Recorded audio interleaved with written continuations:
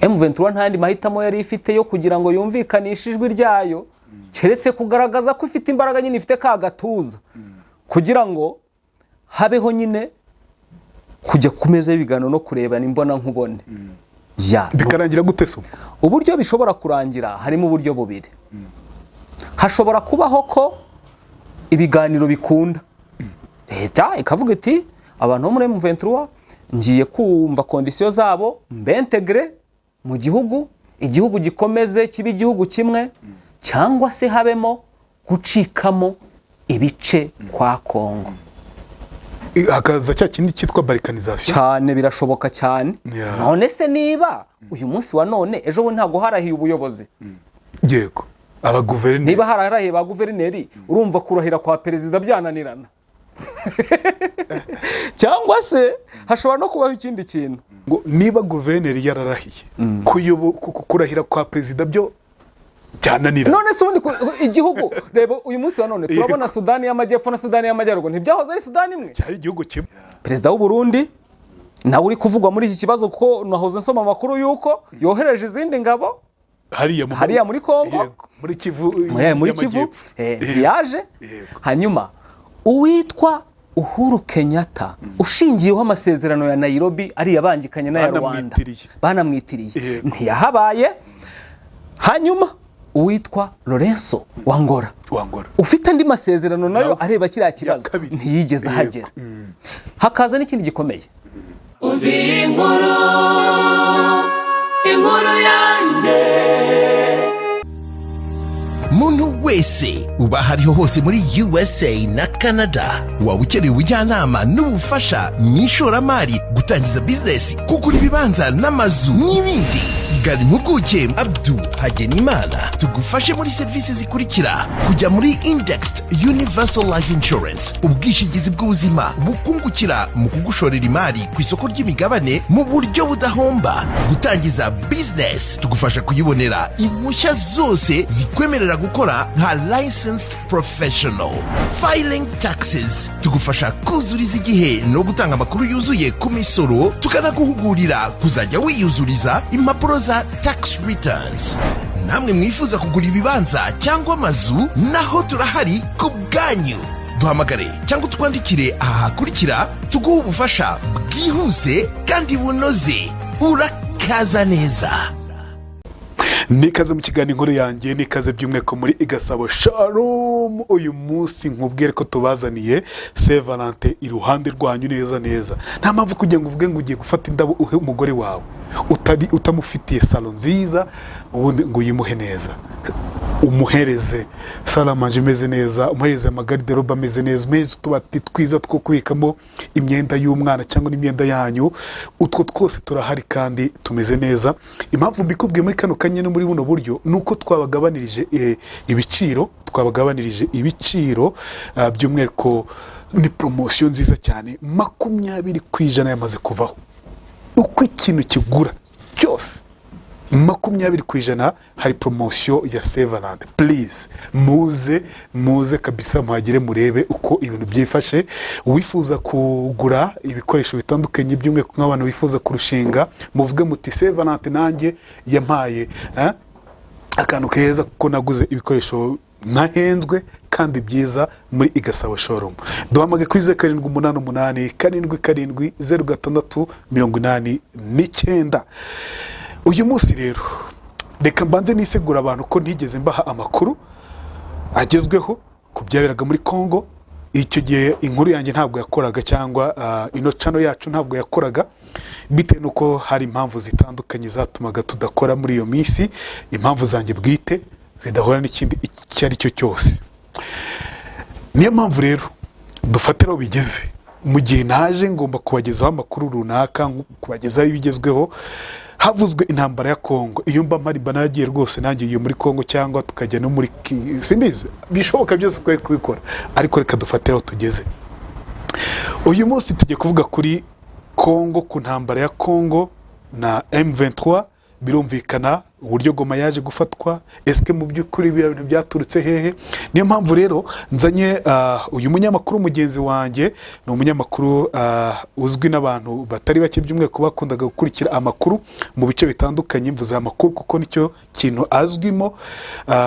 Azwi kuri radiyo Sarusi, kuri radiyo Huguka, kuri radiyo 10, kuri KFM, toujours mu makuru. Ni umugabo w'amakuru kabisa. Jules ntaho watuye, tuguhaye ikaze mu kiganiro Inkuru Yanjye. Urakoze Gerard Mbabazi, nishimiye kuba ndi kumwe namwe hano kuri no channel yacu. Shabo meze neza bisanzwe by'iki gihe, izuba mbese byo ni mucanganyiko n'ibyo bindi by'ubuzima bw'iki nyine, ni hasi hejuru ukabona birangiye gutyo. Nahoze nkihakana ngo ntaho nguze.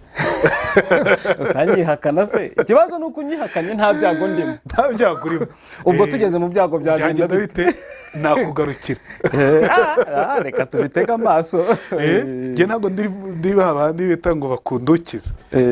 Iyo ugeze mu byago kuko ubu umeze neza ndakwihakanye. Ariko nujya mu byago nzaba nkuriho. Nta kibazo rwose, ibyo ni nabyo byiza, ni nabyo byakabaye.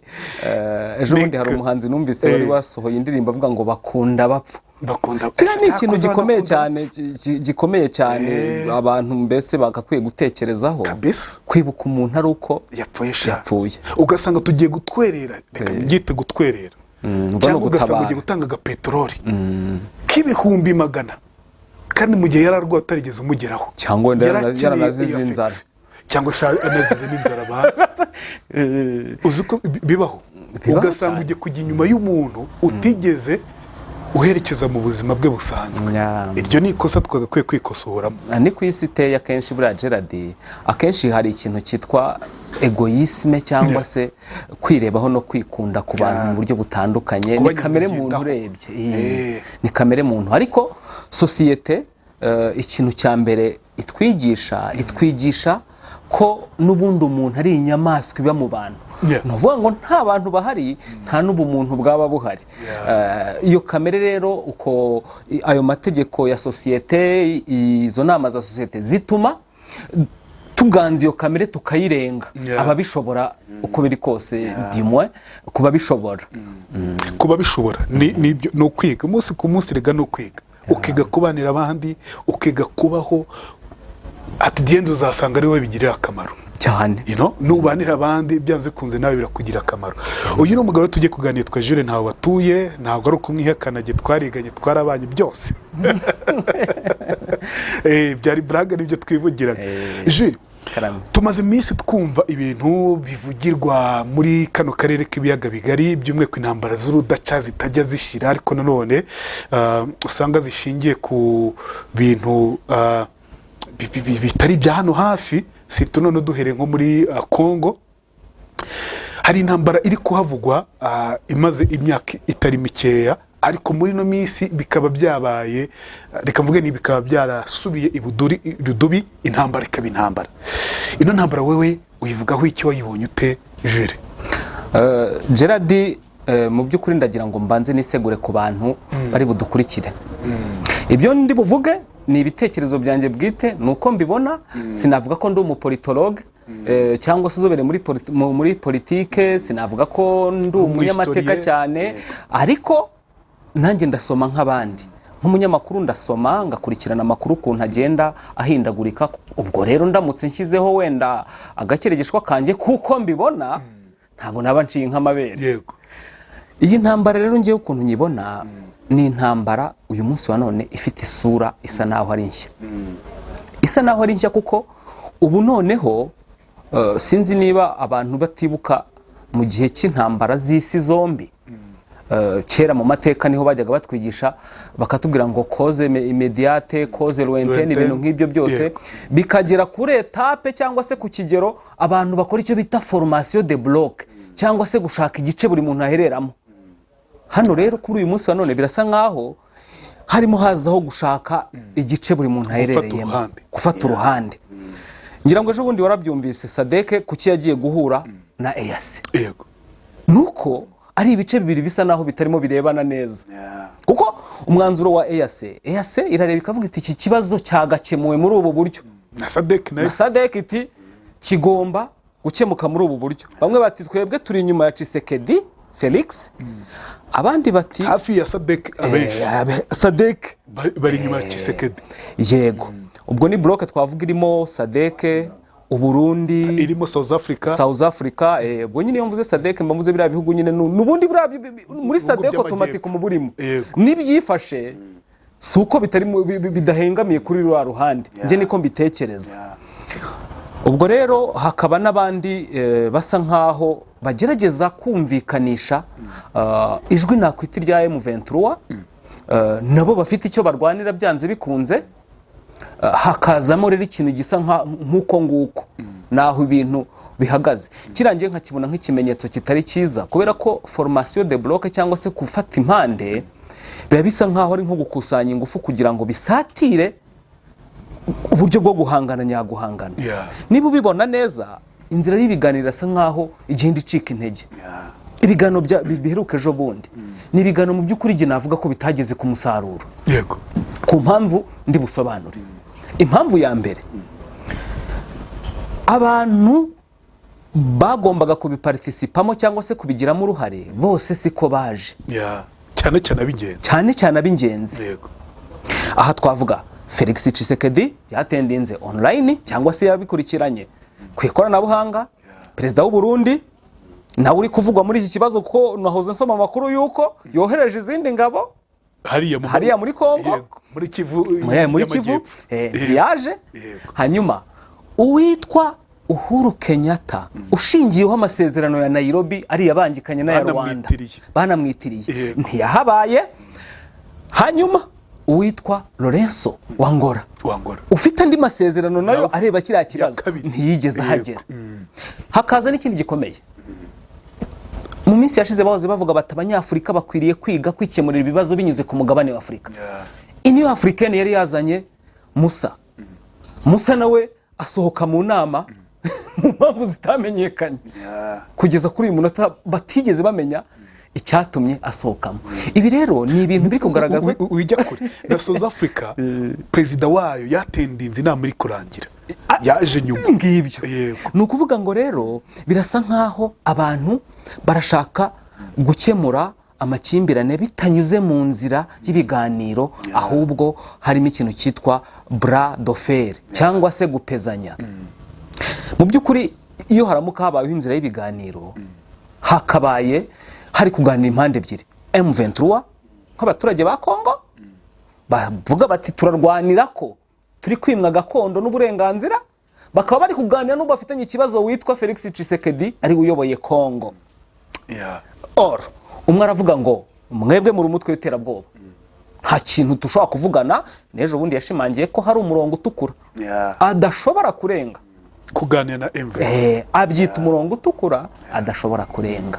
Iyo rero bihagaze muri buriya buryo, ngewe uko mbona inzira y'ibiganiro iba yafirinze cyangwa se iba yatakaye, iba yananiranye. Kera kuri Croix Rouge hari nyuma ya jenoside muri za 1995 muri cya gihe cyo gucyura impunzi no kugira gute, hari agatangazo Croix Rouge yari ifite yashyiraga ku mamodoka no ku mapankarite cyangwa ku byapa bitandukanye, ivuga ngo hari uburyo bubiri bwo gukemura amakimbirane.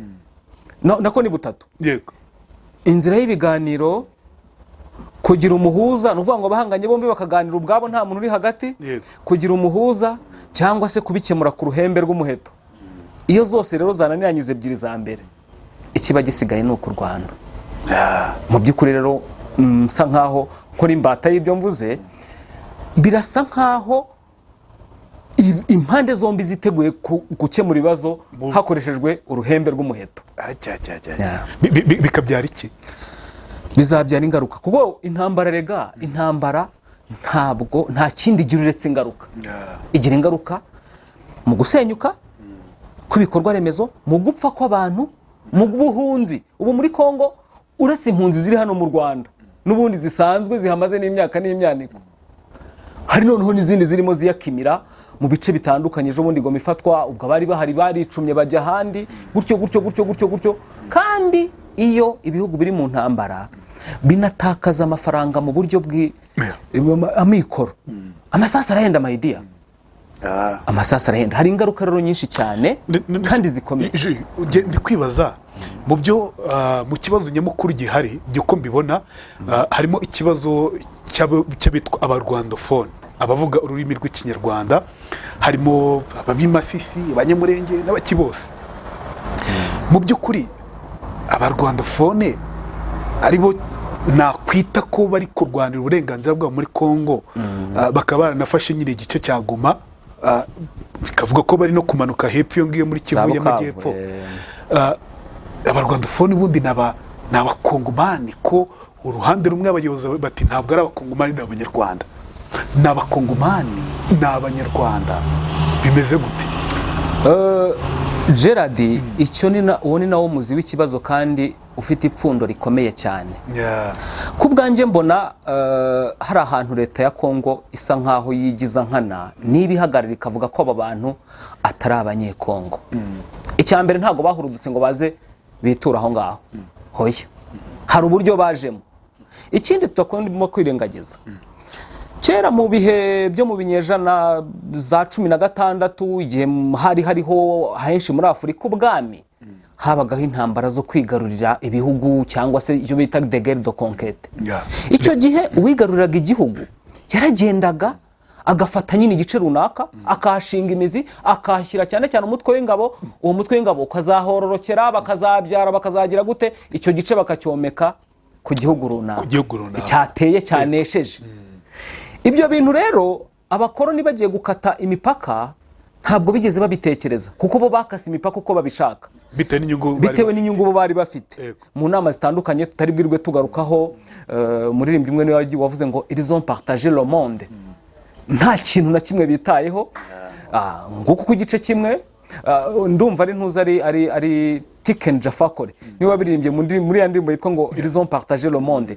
Hari nkaho agira akavuga ngo une partie de l'empire mandingue se trouva chez les Wolof. Igice kimwe cya empire ya Mali cyangwa se cy'ubwami bwa Mali cyaragiye kisanga mu bundi bwoko bw'aba Wolof. None se ubwo ngubwo abo bantu uzabarenganya? Nuvuga ngo hari uburyo bageze hariya. Ikindi kandi iyo umaze igihe kirekire ku butaka runaka ukahororokera ibinyejana bigahita, ugera igihe ugafata ubwene gihugu.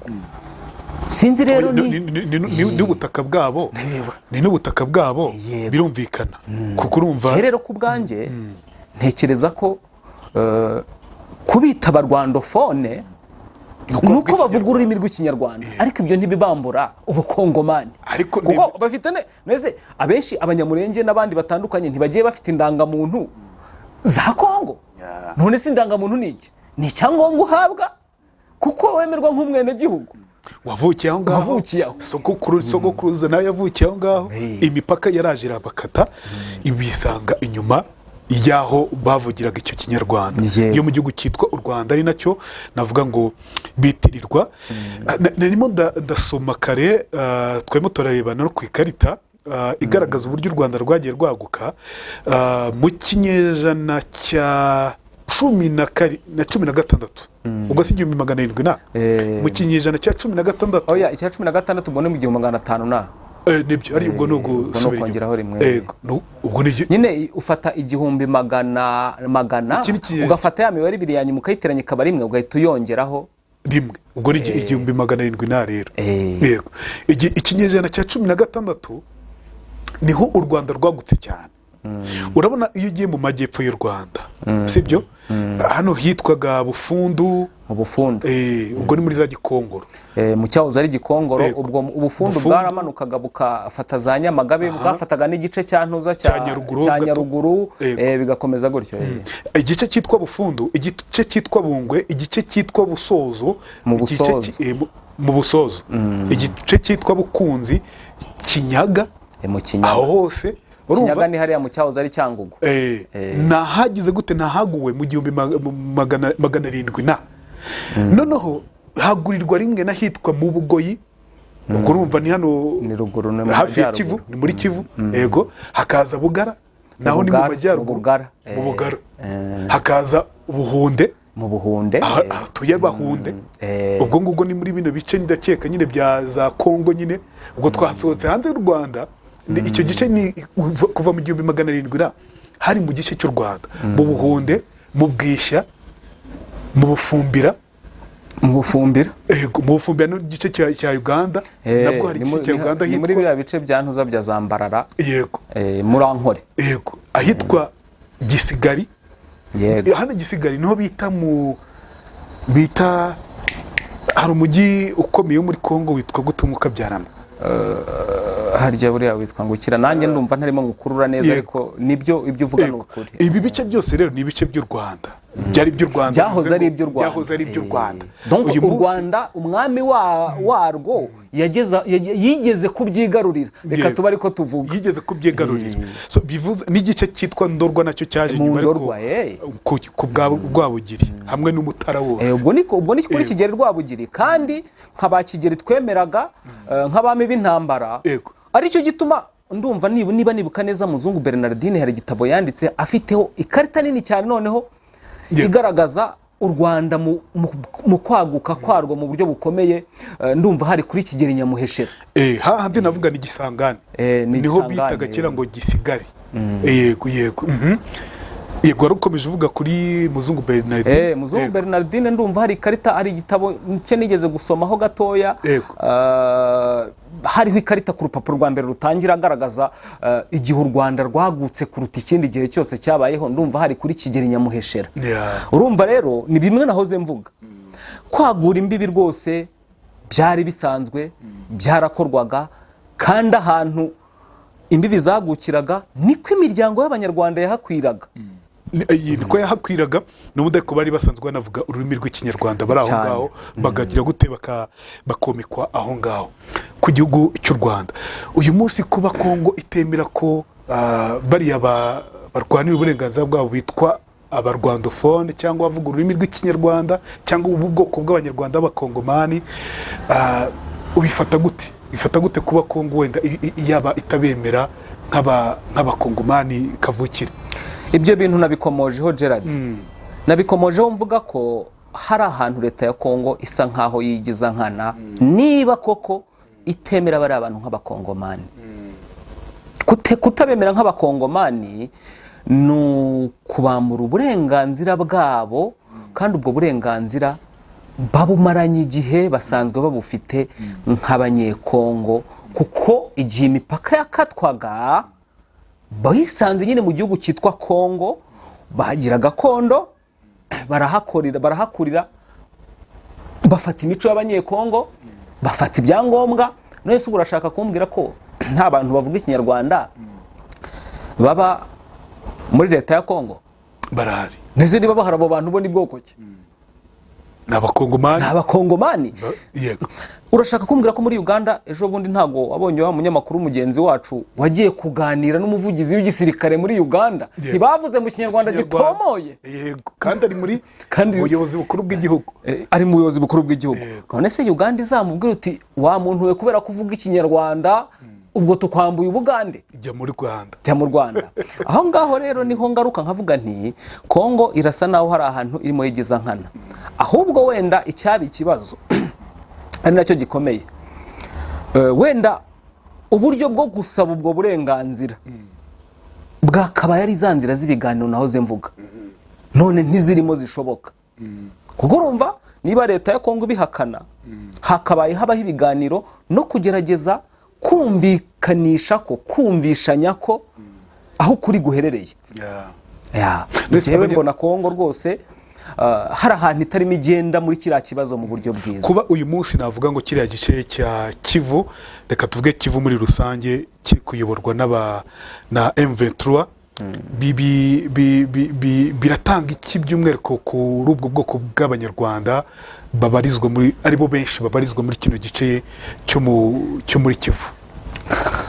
Ku bwanjye ntekereza ko ari nk'ikimenyetso gisa nkaho ari gasopo kuri leta ya Kongo binyuze muri M23, kubera ko buriya kenshi iyo ushaka kugira ngo ijwi ryawe ryumvikane bisaba ko ukora ikintu kidasanzwe. M23 ntandi mahitamo yari ifite yo kugira ngo yumvikanishe ijwi ryayo, keretse kugaragaza ko ifite imbaraga nyine, ifite ka gatuza, kugira ngo habeho nyine kujya ku meza y'ibiganiro no kureba n'imbona nkubone. bikarangira gute se? Uburyo bishobora kurangira harimo uburyo bubiri. Hashobora kubaho ko ibiganiro bikunda, leta ikavuga iti abantu bo muri M23 ngiye kumva kondisiyo zabo mbentegre mu gihugu, igihugu gikomeze kibe igihugu kimwe, cyangwa se habemo gucikamo ibice kwa Kongo. Hakaza cya kindi cyitwa balkanization Cyane birashoboka cyane. None se niba uyu munsi wa none ejo bundi ntago harahiye ubuyobozi, yego abaguverineri, niba hararahiye ba guverineri, urumva kurahira kwa perezida byananirana? Cyangwa se hashobora no kubaho ikindi kintu, ibiganiro bishobora gukomeza kwanga ntibikunde, hakabaho gukomeza urugamba noneho kugeza igihugu gifashwe, noneho ubutegetsi bakabusesa burundu, bityo balkanization nayo ntibibaye, ariko hakabaho regime change cyangwa se ihinduka ry'ubutegetsi. Nibwo buryo bwonyine bushoboka. Hari akantu uravuze ngo niba guverineri yararahiye kurahira kwa perezida byo byananira. None se ubundi igihugu reba uyu munsi wa none turabona Sudani y'Amajyepfo na Sudani y'Amajyaruguru ntibyahoze ari Sudani imwe, cyari igihugu kimwe. Arya Sudani si yari nini cyane muri Afurika, yari mu bihugu binini. Yego. Uyu munsi hasigari Sudani y'Amajyepfo na Sudani y'Amajyaruguru. Ejo bundi ibyo byari baye muri Tigray. Yego. Muri Ethiopia cyari bibaye. Ni ibintu rwose bibaho, nta nubwo nge nakwirwa mbitindaho. Ubona byaba bisa gute wenda uramutse uramutse ubonye ngo habaye igice cya Kivu kigenze cyabaye ukwacyo, ubona ibyo bintu byaba bisa gute? Ibintu byose burya bigira uruhande rwiza n'uruhande rubi. Ku ruhande rwiza biramutse bibaye kuriya, ba bantu bitwa abarwandofone batuza, sibyo? Icyo barekaramaga kikaba kirashojwe. Ariko ku rundi ruhande rubi, igihugu cyaba gicitsemo kabiri. Gucikamo kw'igihugu kabiri ni ukuvuga ngo hari abantu, hari imiryango yakwisanga imwe iba mu gice kimwe ifitanye n'amasano mu kindi, mbese ugasanga nabyo bizanye akavuyo nk'aka kandi gukata imipaka. Buriya unification y'igihugu nicyo kintu cya mbere gituma igihugu gitera imbere. Bishobora no kurema ikindi kintu kibi cyitwa urwango hagati y'ibihugu byombi. Ibyo bihugu byimanyuyemo kabiri, utekereza ko byazajya bireba n'ijisho ryiza?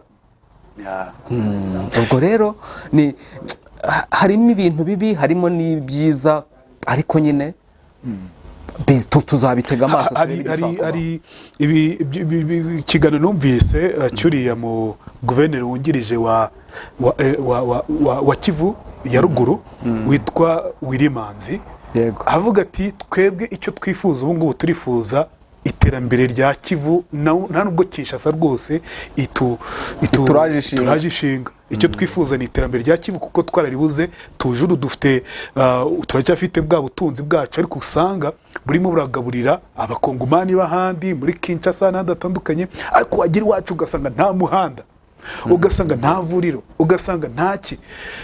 Wenda icyo kintu urumva kivuze iki? Kuba yaravuze ati twebwe iki turaje ishinga ni Kivu, iki turaje ishinga ni Kivu kuko niho iwacu, ntabwo Kongo yose iki turaje ishinga. Icyo gihe nyine ni cya kindi cyitwa balkanization wahoze ukomozaho. Rega balkanization nta kindi uretse gucikamo ibice. Ikindi kandi ku bwanjye ntekereza ko M23 ushobora no kujya kubona ukabona rwose nta nubwo izamutse za Kinshasa na hariya. Ibyo nahoze mbivuga ko bishoboka, kakabaga akandi gahugu ukwako. Ikindi ntitwirengagize ko buriya Kongo kimwe mu bintu biteza ibibazo harimo n'ubunini bwayo butuma kubukontorora bigoranye. Kuki se batabasha kubikontorora? Impamvu batabasha kubikontorora ni impamvu ebyiri z'ingenzi. Impamvu ya mbere, buriya ukontorora ikintu kubera ko ufite icyo bita des représentants d'ordre, cyangwa se abashinzwe guca akavuyo n'akajagari mu bintu. Kongo igisirikare ifite ntabwo ari igisirikare kiri ku rwego rwo kuzana umutekano pe. Icyo ni ikintu gikomeye. Kandi umuturage iyo utamuhaye umutekano, buriya nta n'ikintu kimwe umumariye. Nta kintu umumariye, ari revolta byanze bikunze. Icyo ni kimwe. Ikigendanye n'ubwo bunini, kuba nta gisirikare bafite gifatika. Ikindi, na systeme yabo y'ubutegetsi ishobora kuba yarinjiriwe n'ibintu bikomeye cyane birimo za ruswa, birimo n'utundi twinshi cyane, mbese nta systeme y'imiyoborere ihari. Yeah. Kongo irasa nkaho yabaye inguvernable, yabaye hantu umuntu azinduka mu gitondo akavuga ati burya aka gace ndagakabye ariko ndi umwami waho. Yeah. Icyo gituma uzasanga Yego. uzahasanga imitwe yitwaje intwari irenga 120 nyinshi yiyemeje buri gihe ukavuga ati uyu munsi twe tugiye kubera ko tubona tumerewe nabi turirwanaho, twirwanaho bikabiravutse kagacika. Yego. aka gace urumva rero iyo ako kajagari ni kimwe mu bintu bigaragaza ko leta ya Kinshasa itabashije kubungabunga ubusugire bw'igihugu. Uyu munsi se wenda hamwe n'igitutu cya M23 Kinshasa iraza kwisubiraho, ifata igisirikare ikigire imbaraga, ifata ubwo buyobozi ibohe imbaraga, cyangwa haravuka ibindi, cyangwa yisamye yasandaye? Biragoye Gerard, reka nsome ku mazi gatoya cyane rwose. Biragoye ibyo bintu kufa kubyemeza.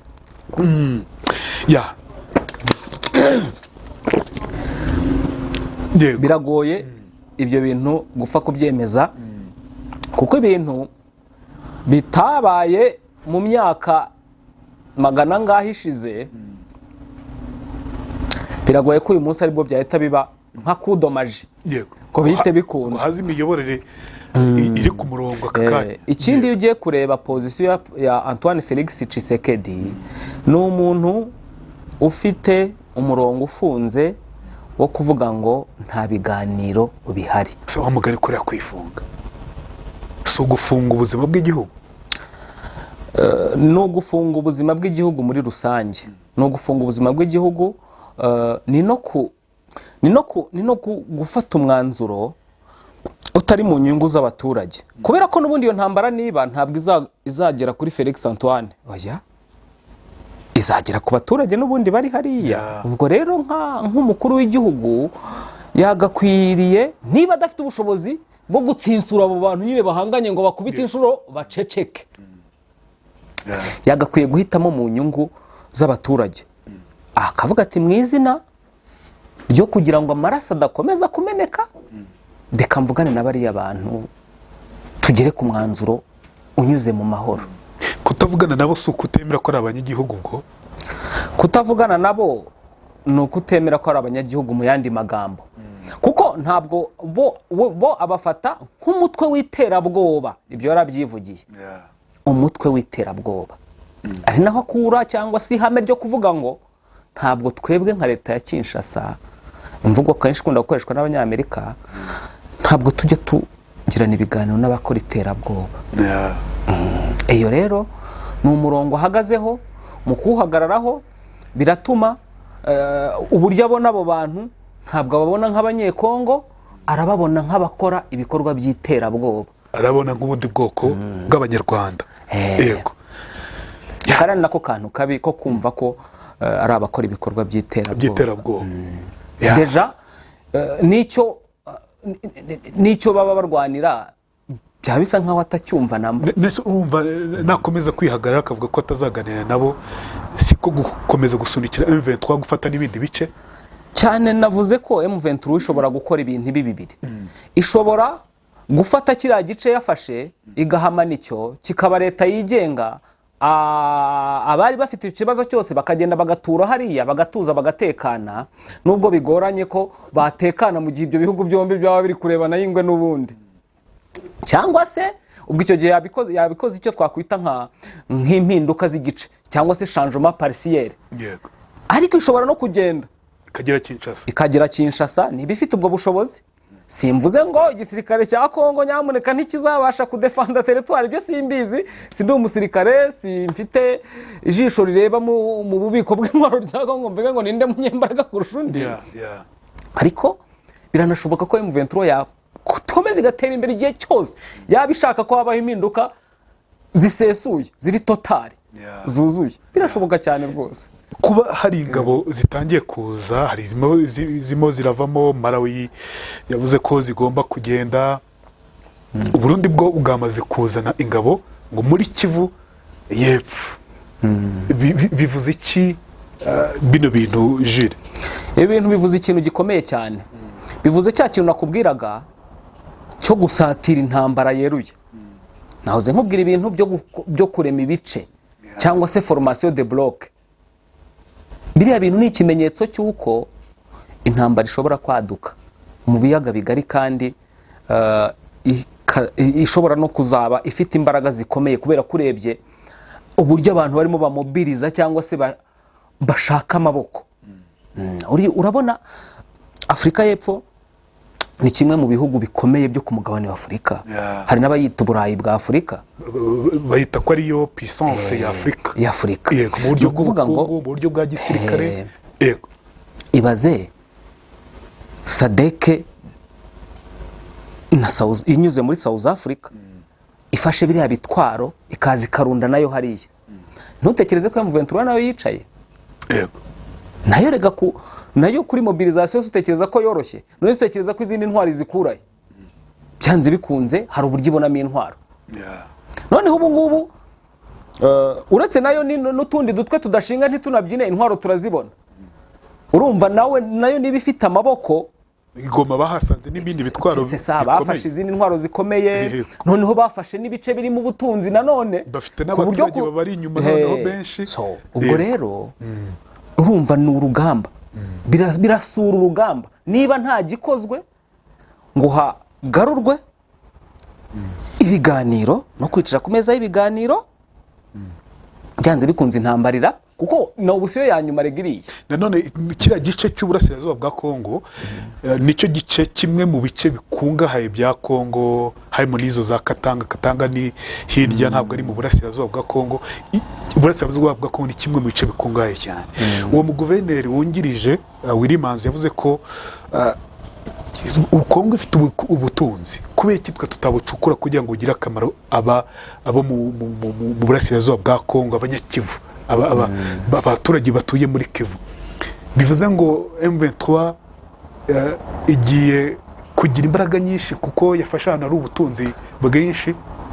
Reka nkubwire Gerard ntakubeshye, mu bunararibonye buke yamaze kugira muri nosi ya Rurema, nuko intambara y'amasasu cyangwa se intambara iyi ngiyi twita intambara nyirizina igendana nanone n'ubukungu. Iyo ufite ubukungu ushobora kugira amaboko mu buryo bwa gisirikare. Ubwo rero M23 iraza kugira imbaraga nyinshi cyane zirenze izo yari isangano, kubera ko noneho hajemo n'akantu k'ubukungu, hajemo n'akantu ko kuba ifite ahantu ihagaze n'abaturage ishobora kumobiriza buriya resources humaine. Nacyo ni ikintu gikomeye cyane mu rugamba. Kuba yaritabiriwe cyane by'umweko wenda nko kuri stade kiriya gihe uko wabibonye mu gihe berekanaga abayobozi bashya ba Kivu ya ruguru, biriya bintu bivuze iki kuri M23, bivuze iki kuri politike yayo? Nkurikije sinabashe gukurikira ngo numve cyane ibyo nza kuza kuba ndi kuri iriya tere, nari gukora ikintu kimeze nka vox pop mu baturage, nkakusanya ibitekerezo bitandukanye mu baturage. Ariko byonyine no kuba harabashije kuza abantu bakuzura bakaba benshi, nubwo baza contre cœur cyangwa se batabyifuza neza 100%, ni ikimenyetso kibi kuri Tshisekedi. Ni ikimenyetso cyaba ari ikimenyetso cy'uko bariya abantu bangana kuriya batari bakimukunze pe. Ni ikimenyetso kibi pe. None se Gerard mbwira, dufate urugero, njyewe nje kugutera iwawe. Yego, ngeze iwawe mu rugo, mwigaruriye icyumba kimwe kirimo abana, ukajya kumva ndimo ndaserebura n'abana. Wewe wabyakira uvuga ni nari papa mubi. Ni buriya abana baravuze ngo ahwi. Ku bwanjye je nuko mbibona. Ni ikimenyetso kibi kuri perezida no ku butegetsi bwa Kinshasa, kikaba ikimenyetso cyatera kanyabugabo abo ku ruhande rwa M23, kuko urumva noneho babaye nk'abiyumvisemo ko bashyigikiwe. bafite soutien populaire. Buriya soutien populaire ni ikintu gikomeye cyane mu bintu ibyo ari byo byose, cyangwa se kugira icyo twakwita nk'amaboko y'abaturage, kuba abaturage bakuri inyuma. Ni ikintu gikomeye cyane. Buriya n'umuntu uzashaka guhemukira uri umuyobozi w'igihugu cyangwa se uri umuntu runaka, ni ukukwangisha abaturage uyoboye. Kuba uyu munsi M23 ifite gahunda yo gukomeza ikagira wenda muri Kivu y'Epfo, Kivu ya ruguru irayifite, ariko nifite ibice bya Kivu y'Epfo, no kugira mu mujyi ukomeye nanone, navuga n'umujyi wa kabiri muri za Kivu zombi, uyu akaba ari umujyi wa mbere muri Kivu y'Amajyepfo ariwe Bukavu. Kuba M23 yagira hariya byo byaba bisobanuye iki, byabivuze iki, haba iki, hacura iki? Haba harimo, njyewe nabibonamo ibintu bibiri.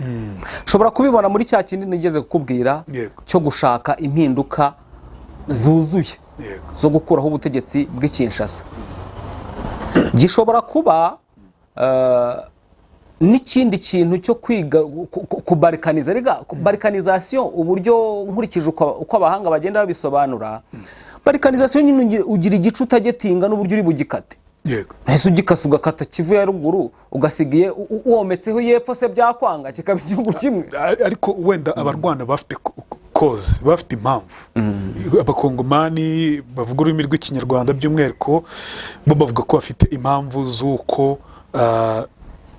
z'uko badahabwa uburenganzira nk'abakongomani, aribyo bifuza kandi kuva mu myaka za 60 n'uyu munsi batarahabwa ubwo burenganzira bwo kwitwa abakongomani. Rimwe na rimwe bakavuga ko ngo abo bashyira muri guverinoma n'ahandi hatandukanye, rimwe na rimwe usanga ari agakingirizo ko abandi bakomeza kwicwa umunsi ku munsi. Kariyo mpamvu rero bavuga bati reka hano hantu tube tubafashe kugira ngo hagenge haboneke amahoro, abantu batuze, bongere batunge, batunganirwe.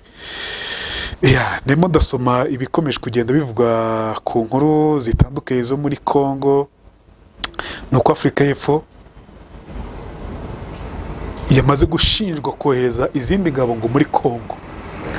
Uyu ni umutwe w'ikinyamakuru cyitwa igihe.com. Bwana Gerard, reka nkubwire ntakubeshye.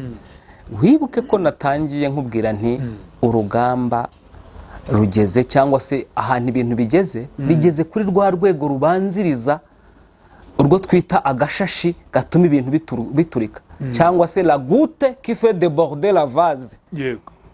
Ubu tugeze, cyangwa se iriya conflit, ari amakimbirane ageze ku rwego rwo gukora ibice, kurema ibice. Niyo mpamvu ntago byantangaza South Africa ihohereje abasirikare. Uko cyambere South Africa ejo bundi yarahababariye, yatakaje abasirikare bitera induru. Urumva rero ifitemo nako kantu, uretse no kubiri muri SADC, ifite mu nshingano kwegera umwariye cyangwa se umupampe wayo, niba ariko navuga. Ubu noneho hariho nakariya kantu kuko yagize ikimwaro gikomeye cyane muri uriya rugamba rwa Goma. Byanateje n'ibibazo mu nteko ishinga amategeko. Ba Julius Malema barasakuza, abadepite batandukanye, ministre w'ubanye n'amahanga yaramerewe nabi, ngira ngo warabibonye. Ni byinshi cyane. Reka some wenda nk'igika kimwe kino nkuru. Afurika y'Epfo yashinjwe kohereza izindi ngabo muri RDC, Repubulika ya Afurika y'Epfo. Birakekwa ko iherutse kohereza mu ibanga rikomeye izindi ngabo n'intwaro muri Repubulika ya Demokarasi ya Kongo, igihugu isanzwe ifasha kurwanya umutwe witwaje intwaro wa M23. Ibiro ntaramakuru Reuters byatangaje ko indege y'ubwikorezi ya ER-Akanyerezo 76 yavuye ku birindiro by'ingabo za Afurika y'Epfo zirwanira mu kirere bya Pretoria yerekeza i Lubumbashi muri RDC inshuro 5 hagati y'itariki ya 30 Mutarama n'itariki ya 7 Gashyantare 2025. Ibi ni ibiro ntaramakuru by'Abongereza Reuters. Nakubwiye ko bidatangaje ibyo bintu rwose.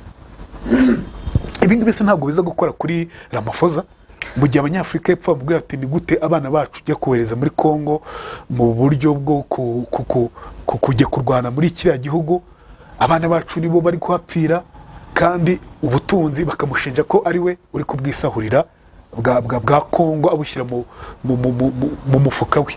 Ibyo bwumvise abadepite hari ababimushinja mu buryo butandukanye. Ntekereza ko Ramaphosa uburyo azasohoka muri biriya bintu nibwo buzasobanura ikizamukorerwa.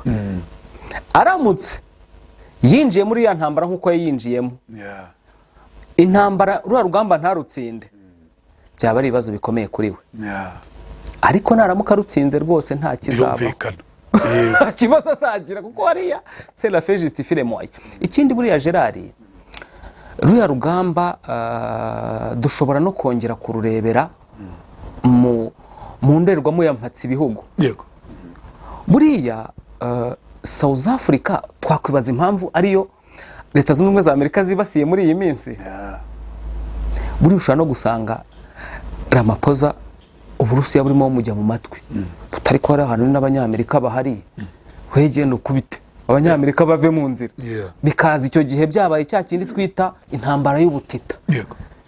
Ibihugu bibiri bihanganye bikaba biri kurwana, twebwe tukaba twicaye hano tuzi ko ari Abanyekongo n'Abanyekongo barimo barwana, kandi wenda harimo ikiganza cya mpatsi ibihugu. Ibyo nta kimenyetso simusiga nabigirira, nta n'icyo mfite.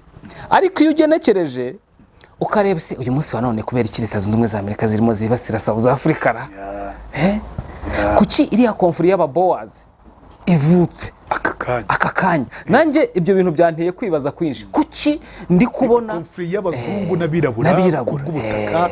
Usanga nyine ubutaka wenda ku muntu utari kubyumva neza, ubutaka bwa hariya muri Afurika y'Epfo hafi 80%, 76% bufitwe n'abazungu batarenze 10%. Abazungu nabo bahaje ejo ndi mu kinyejana cya 19 cya 19 cyangwa cya 10 cya 20, kuko mu 1900 na kijana cya 20 nibwo baje muri Afurika y'Epfo batwara ubutaka bwose bw'abaturage. Noneho bamwe mu baturage bakavuga bati twebwe nta butaka tugira, kandi ndabizi ko hari abazungu bari niho sogokuruza yaratuye. Bamwe akanerekana n'ibikingi bati do hariya niho sogokuruza yaratuye. Ramaphosa urumva n'umwe mu baperezida bo muri Afurika y'Epfo batinyutse kurwana n'abazungu, bakavuga bati reka ubutaka tubugabanye, nubwo tubaha amafaranga tubugabanye. Atinyuka kuri icyo kintu. Ariko Leta Zunze Ubumwe za Amerika uyu munsi iti no ntabwo bishoboka. Ariko nanone iciye mu munyafurika w'Epfo wanafashije perezida Trump kujya ku butegetsi, ari we uyu wa Tesla, uyu bamwita ntuza Elon Musk. Ni umunyafurika y'Epfo.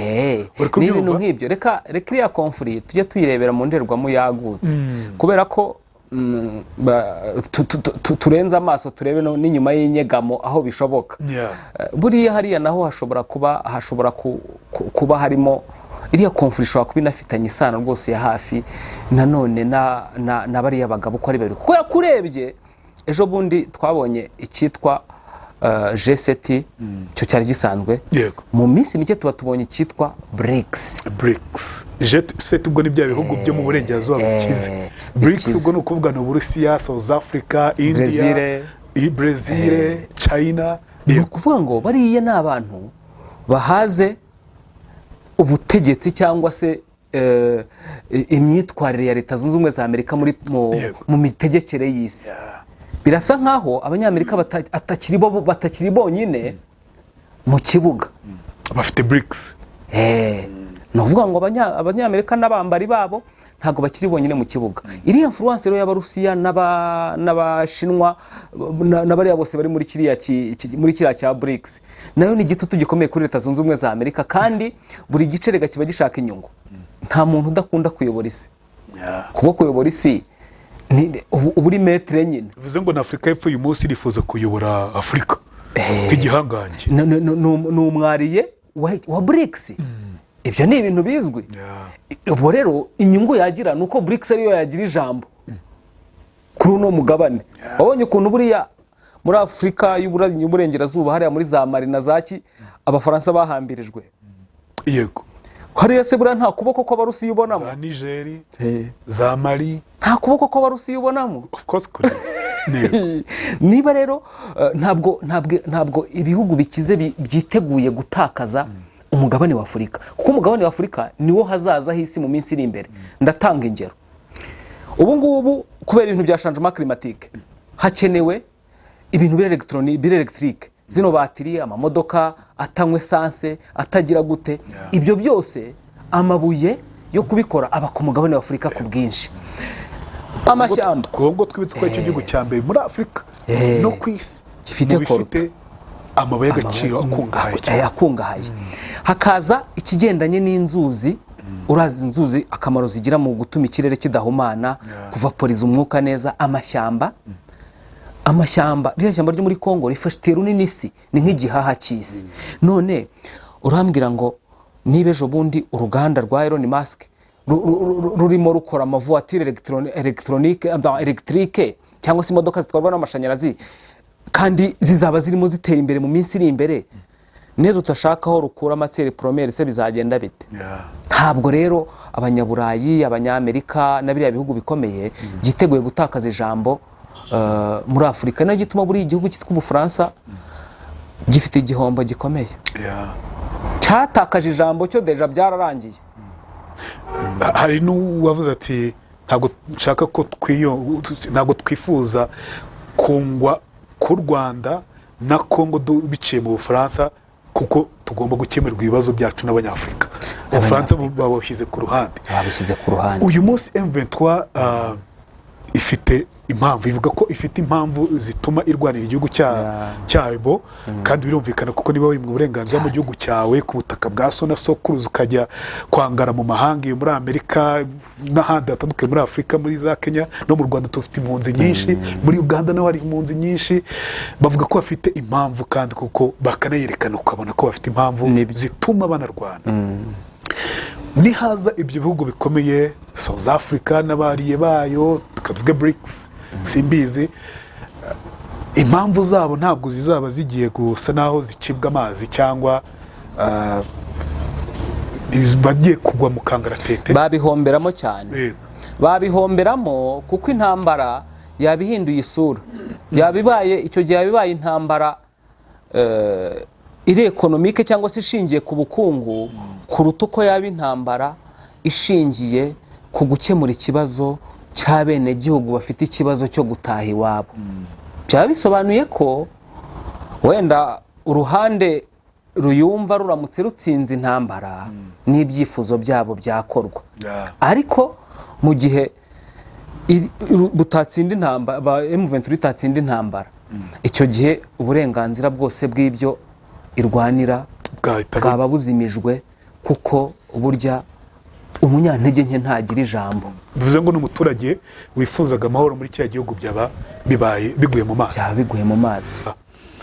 Byanze kunze mu bihugu biri kuvugwa harimo ibyo twavuze za Uganda, twavuze Burundi, twavuze South Africa, SADC muri rusange.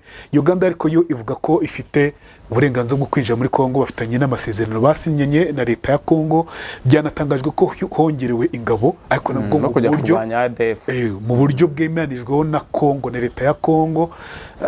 Ibyo ngibyo wenda tubireka. Mu kindi gihugu kivugwa gishyirwa no mu majwi cyane mu burasirazuba bwa Kongo, bavuga leta y'u Rwanda, bavuga u Rwanda. U Rwanda ruri muri Kongo, kuki bavuga ko u Rwanda ruri inyuma y'ino ntambara? Nibyo bya bindi nahoze mvuga. Buriya nuko muri rusange ntabwo umwuka niba atari mwiza hagati y'u Rwanda na Kongo, mba ngomba gushaka ikintu icyo ari cyo cyose cyasiga ibyondo mugenzi wanjye. Nayo gituma usanga hariya baba basa naho baterana amagambo. Umwe avuga ati ni wowe wagize gutya, undi ati ni wowe wagize gutya. Ku bwanjye nta kimenyetso simusiga nakwita simusiga kigaragaza 100% mu buryo budashidikanywaho ko u Rwanda rufashe mu 23.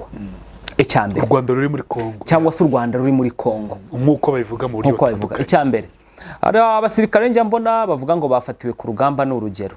Mu by'ukuri nawe nk'umunyamakuru biriya bintu babizi ko kubikina bishoboka. Bisobanuye ko kira ntabwo gishobora kuba ari ikimenyetso simusiga. kombe nakita simusiga ariko na nibyo Simvuze berekanye ko- uvuge ngo bazanye ibyangombwa by'umusirikare wafashwe simvuze ko wenda biriya kubikina ni ibintu nawe washobora wakina. Yeah.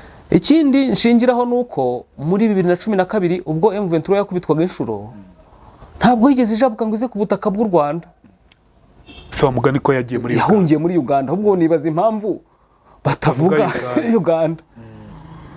Ese ubundi bajya bavuga ngo binjira ku mupaka wa Bunagana, umupaka wa Bunagana ko ari Uganda, yego ni harasa nk'aho ari mu rubibi, ariko uruhande runini Kongo ruri kuri Uganda. Urumva rero ibintu nk'ibyo ni uko nyine babwira umwana ngo kubita, ni umugani w'ikinyarwanda bavuga ngo babwira umwana ngo kubita uwo wanga, ntabwo ni ukuntu uwo mugani bawuca, agakubita uwo yishyikiraho.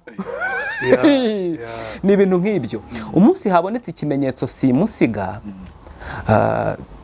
kigaragaza ko koko u Rwanda ruri muri Kongo, aho u Rwanda rufite uburyo ruzabyisobanura. Ngira ngo n'ejo bundi umukuru w'igihugu ajya gusubiza abantu ngo ntabwo mbizi, birashoboka ko ari inshuro nyinshi kiriya kibazo yari amaze kukibazwa, ngo bakimubaje nk'inshuro 1000. ni ikibazo haba na hano iwacu mu Rwanda mu ma press conference atandukanye yo mu bihe bishize yarakibajijwe atangaho umucyo, avuga ko u Rwanda rutari muri Kongo, rutari gufasha M23. Agera nawe avuga ati turamutse duhari mwabimenya.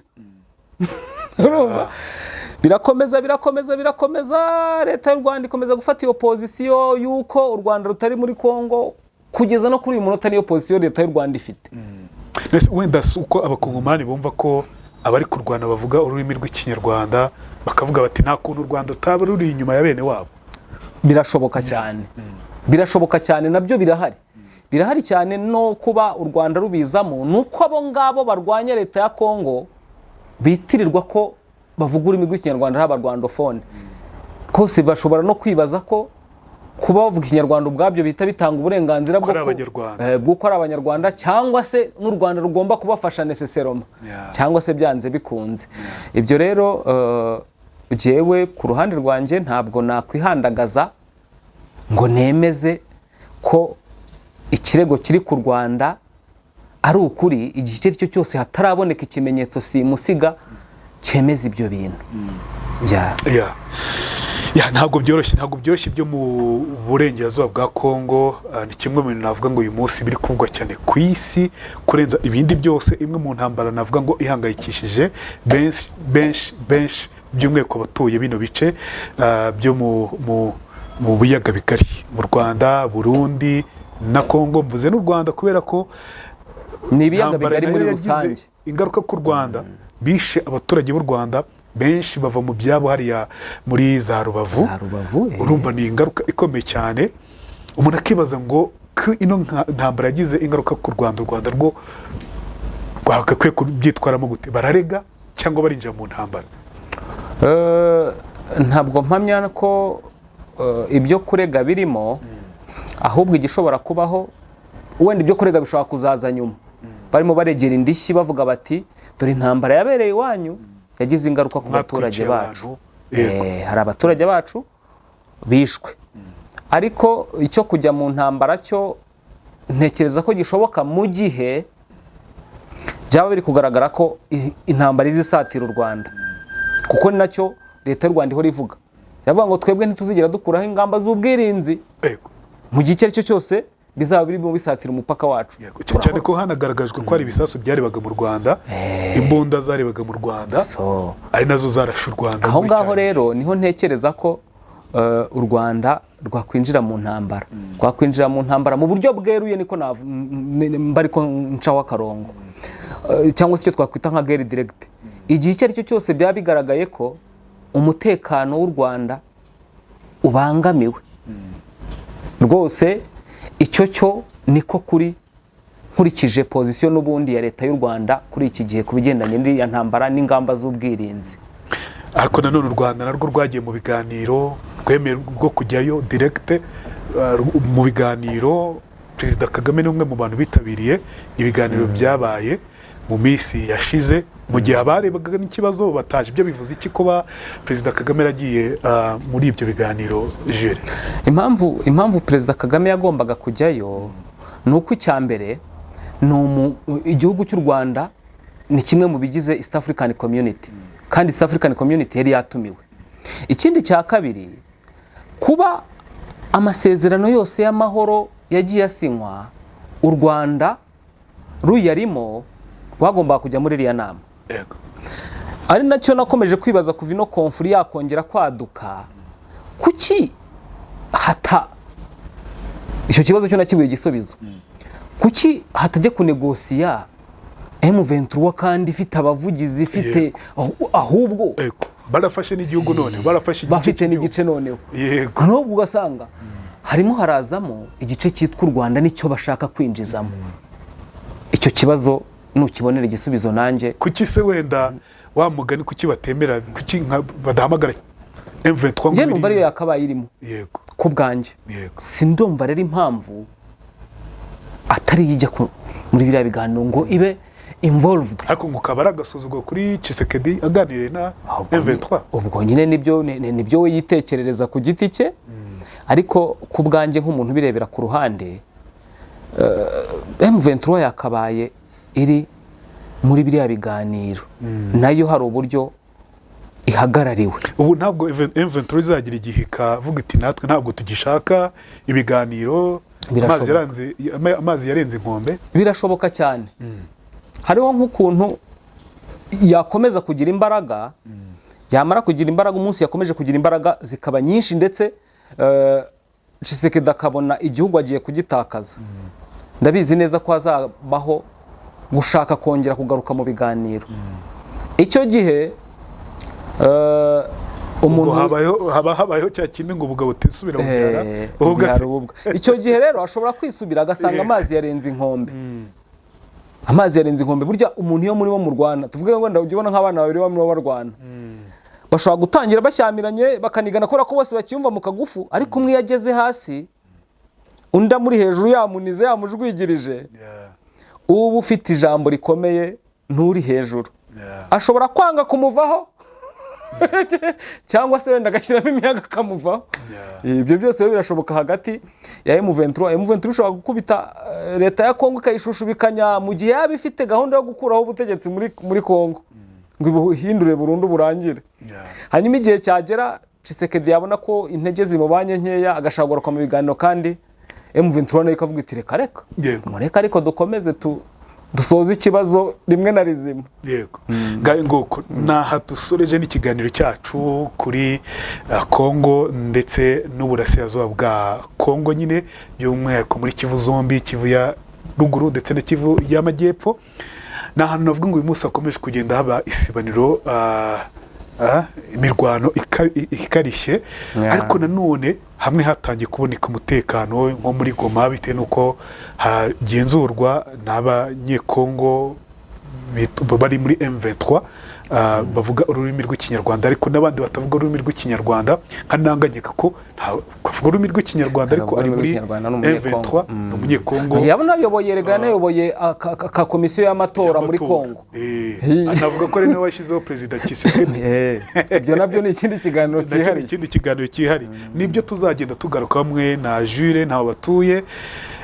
Komanteri yose ushyiraho ngaho, ushyiraho komanteri yubaka, ariko nanone komanteri uvuga uko bibona wishyire hepfo aho ngaho, tubwire icyo twakugarukiraho by'umweko muri ino ntambara ivuga muri Kongo, icyo mva twagusomera tukazanga tukakigusesengurira hamwe na Jules ntaho batuye, mubitubwire rwose muri komanteri, turaza kwibona aho ngaho. Mwakoze cyane, Imana ibaho umugisha. Nitwa Rweme Mbabazi, nawe utaha.